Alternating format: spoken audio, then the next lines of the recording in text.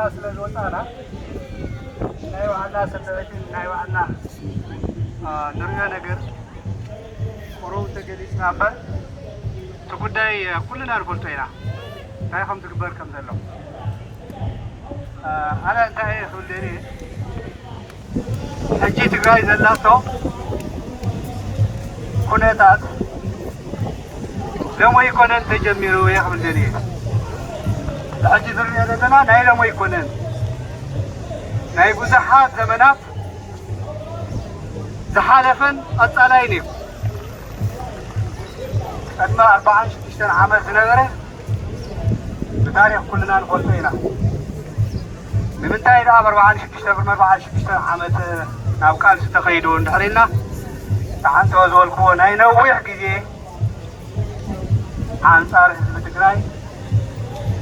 አንጻር ምዕባለውን አንጻር ስልጣኔውን አንጻር መንነቱን ዝነውሕ ግዜ ይካየድ ስለ ዝነበረ እዩ ስለዚ እቶም መናእሰይ እዚ ኩነታት እዚ ተረዲኦም ኩልና ዝረባ እዚ ጉዳይ እዚ ናብ ልብና ክነእትዎ ይደሊ ወይ ተሓሳስብ እዩ እዞም መናእሰይ እዚኦም ንስነቶም ከይሰስዑ ናብራኦም ከይሰስዑ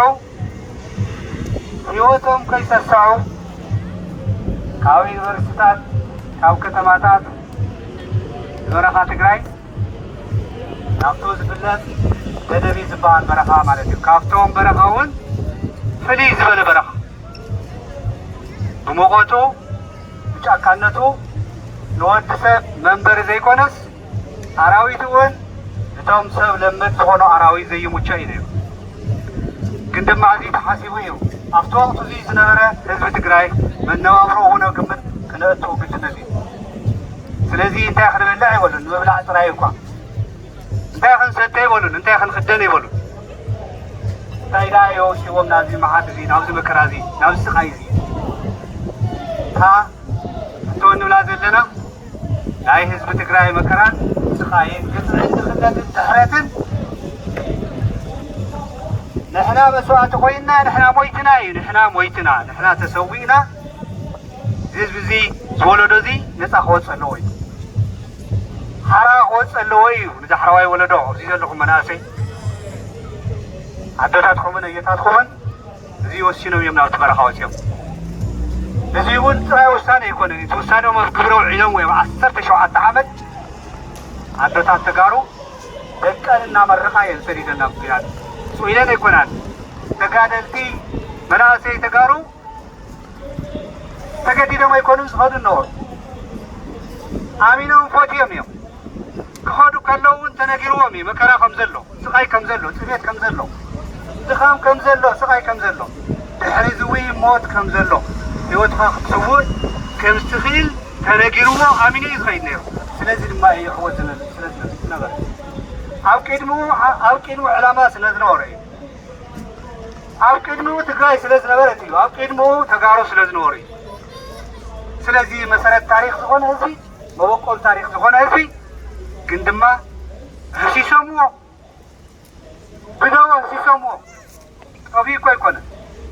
ኣሎ ህይወት ግን ድማ ከምዘየለ ገይሮሞ ቋንቋ ከምዘይብሉ ባህሊ ከምዘይብሉ ታሪክ ከምዘይብሉ ገይሮሞ እዚ ከዓ ናይቲ ናይ ነዊሕ ታሪክ ንብሎ ዘለና ማለት እዩ ኮነ ኢልካ እዩ ነይሩ ክልተ ሓደ ዓዲ ክልተ ህዝቢ ገይሮሞ ኣዳኺብካ ኣጥሚኻ ኣንበርኪካ ከም ትፈልጡ ወድኻ እኮ ኩሉ ግዜ ነፃነት የብሉ ኣይኸምን ድዩ ድኻ ነፃነት የብሉ ድኻ ተገዛእ እዩ ስለዚ ክደከ ኣለዎ ክንብርካኽ ተደኣ ኮይኑ ክደከ ኣለዎ እዩ ክስዕን ኣለዎ ክጠመ ኣለዎ እድና ክወድቕ ኣለዎ እዩ እዚ ግን ኣይኸውንን ክንቃለስ ኢና ክንስዋዕ ኢና ክንዲዚ ህዝቢ እዚ ክንዳኸሙን ክንዳይን መስዋዕቲ ከፊሎም ስለዚ ናይ ነዊሕ ግዜ ታሪክ እዩ ናይ ሎሚ ከይመስለኩም እየ ዝብል ዘለኹ ተሓዊቶም ከማን ኣብ ድሕሪ ዓወት እውን ኣብቱ ቁጠባዊን ማሕበራዊን እኳ ዲፕሎማስያዊን ሪኢኹምዎ ኢኹም ዓዲ ከመይ ከም ዝነበረ ኣብ ምንታይ ከም ዝበፃሕና ሪኢኹምዎ ኢኹም ናይ መስዋዕትነት ጣዕሞም ኣጠዓዒምናዮ ኢና ብትክክል እዚ ሓፅር ተኣሽሞ ኣይኮነን ኩሉ ዘይኽዕዶ እቶም ፀላእቲ እውን መልሓሶም እናሓየኹ ይምስክርዎ እዮም استمع بكم تحديثكم وي وليهم جماعات كم زلوا لحد نريا زلنا إثيوبيا ناي 3 عام زي كونتس أنا 27 عام ስለዚህ ዚህ ናይ መስዋዕትነት ዋጋ ይነሩ ዋጋ ተረኺቡ ይነሩ ግን ድማ በመኒቱ ዓወት በመኒቱ ልምዓት መጽዩ በመኒቱ ሰላም መጽዩ በመኒቱ ኢትዮጵያ ተኸቢራ ዝነበረት መስዋዕትነት ተጋሩ ቆይ ድሕሪ 3 ዓመት ዝመፀት መርአይዋ ሕጂ ኢትዮጵያ ዘለሞ ተመልከትዋ ከመይ ከም ዝኾነት ኩለን ዝረብሓን ዘይረብሓን ዓዲ መፃወቲ ኮይና ሕጂ ኩለን ይፃወታ ኣለዋ ذيك عمني هاينم إتهم حيالاتن إتهم حليهم ما زنور حياتن بشرحي توكيدهم داقم 4 عامات تمريسنا مالك داقم هزب تقراي 4 عامات تمريسا كنت تسفاين قرصة كابد على حجة فتاين قبريهم احنا تاريخا لنا قد 4 عامات تايدين إرنا تسيرا عنتو زورنا يهيم حجة حابس بلسة تمال تقراي مريسا مالي دكا لما حرروا مريسا كندما عين أنا رأيها الفتكراي سلطانو تمنتير حديكو قدم قاس بقاس يوم رحيزونا دنوار لما كنت بقطة عينة تمنتير ناس قرمكو عيننا ناري سلازي نخدمي كده انتاينا خنقبريو وزحات أحوات تسفاد قرانتي مسو وزحات أحوات مكة تقادت ويخاويانا ويخاعتهم تقادت النولهم ويخاعتهم جكانونا أخير ما ميد على حجة كاين لا علنيهم سيكون أنت حطه لبقورو خليهم لو سوات اليوم قبل 24 يوم ويتم 24 عامات يوم ويتم شعيهم ودخلنا ويخل موتنا يوم دخلنا نايت مالنا يزم جكانونا موت خي مسلوك بخبر يوم حالفهم وديقهم قرمكم لمن تايدا وديقهم تخينهم دا عدمزي كنورو كوا يقولون يوم كندما يوصعنا العلامة لنا لو ميدنا ندحريبنا لو من دحر تنبركيخنا توزع حازنا يونا يقدم حجي علامنا أخيلوا مويتي مالدي نتاريخي زو موتو دلهم نتاريخ يوم مسوات زخفلو ስለዚህ ሕጂ እንታይ ዳ ክንገብሪናቶም ተጋሩ እንታይ ጽበየና ንሕና ኣቶም መናእሰይ ንደቅኹም እቶም ዓበይቲ እንታይ ተምህሩ እዚ ዝመሃር ታሪክ ክውረስ ኣለዎ ንታሪክ እዮም ተሰውዮም ሕጂ ንታሪክ እዮም ወፂኦም ሕጂ እውን ታሪኮም ተሰውዮም ስለዚ ምናልባት ሓደ ሰብ ክዛረብ ስለ ዝኽእል ከየንውሕ እቶም ተሰውኦ ጀጋኑና ብጀግንነት ብኽብሪ ሓሊፎም ኣለዉ ትግራይ ዘለና እዩ ሕጂ ኣነ እኳ ክገልፀ ይደሊ ምክንያቱ ሕዚ ኩሉ ስለ ዝፈልጦ ማለት እዩ ዘሎ ጥሜትን ዘሎ ሽግር እዩ ዘሎ መከራ እዩ ስብዓይ ወፂኡና ዘሎ ስብዓይ ዘሕመና ዘሎ ማለት እዩ ክንዲያ ዘቆለስኩሲ ደይተነኸስኩ ዝበሃል ናይ ትግርኛ በሃል ኣሎ ክንዲ ሓራ ዘውፅአቶም ክንዲ ዝተሰውኦ ዘሎም ትግራይ ንምብላዕሊ ኮይኖም ኩሎም ተኣኪቦም በልዎ ጥፍዎ አልምስዎ አይን በርከተንሞ ተመነው ወጣት ቁራ መለሽ አጥየው ወደው ዓለም ለኸ ወርቅ ከናይ አገስቲ አረ ቆጥና ወጃ ሁሉ ካሊ ኮይለ ሰባዊ ሐገዝ ምግባር እሜታለው كل ነገር የለን خمس ተፈልጥዎ በርባዕተ ማዕዘን ይተዓጽዩ በርባዕተ ማዕዘን እቶም አርባዕተ ማዕዘን ተዓጽዩ ተዓጽዩ ሓልታት ከዓ ተወዘወላኩም ቀደምተን ኣብ ቀረባ ዝመፁ ጸላት እዮም استراتيجيውን ስልታዊ ዝኾኑ ጸላት እዮም ስለዚ እዚ استراتيجيዊ ስልታዊ ዝኾነ ሓይሊ ዙርያ ኸቢቡ ኩናት ጥራይ ኣይኮነን ኩናት ተወሰነ ግዜ ይሰብና ወላዕና ሰተይ ኸመውት ይብል ግን ድማ ብጥሜት ቀስ ስናበለ ክውዳእ ኣለዎ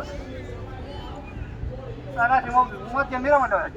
ሰምዑ ዘለኹም ሰምዑ ኮልና ኩልና እዚ ክገልፀ ይደለኹ ንዞም ናቶም ሰምዑ ስለ ዘለኹ ስለዚ ኣብዚ ሕጂ ናይ ጥሜት ምውጋድ ኩነታት ኩልና ክንረባረብ ኣድላይ እዩ ብዝከኣለ መንገዲ በሪ እንድሕር ተረኺቡ ኩልና ከይስስዕ እዞም ኣሕዋትና ዓንተወ ዝበልናዮ ሂወቶም ሰዊኦም እዮም ሕጂ ትግራይ ንብሎ ዘለና ኮይኑ ኣይኮነን ስለዚ لا نحن نقبر نجار نقبرنا يقدم كاين سسع حيوات زي سسع بتقراي تقدر لا بتقراي بتقراي خم يجنزب نقولت جد نجار كله كنقبر كندال لنا صباح الصباح يقولن الله حتى وايد بري شباب كلنا هم نحطوا لنا هذا لنا تقول يتحساسب كاو شيء تروح تقراي تقراي فتوتا مدراو جنتيا مدراو جنتيا تقراي صلاة مدراوي جهنميا تقراي تعود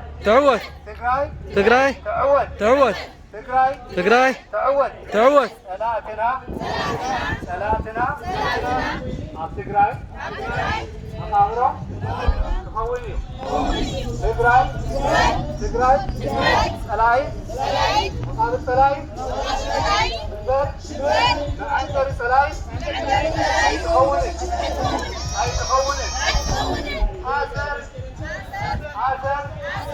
عازر شواتنا بالخسر إينا شوات مسواتي صوتنا أحواتنا عين عفرت تقراي تشلل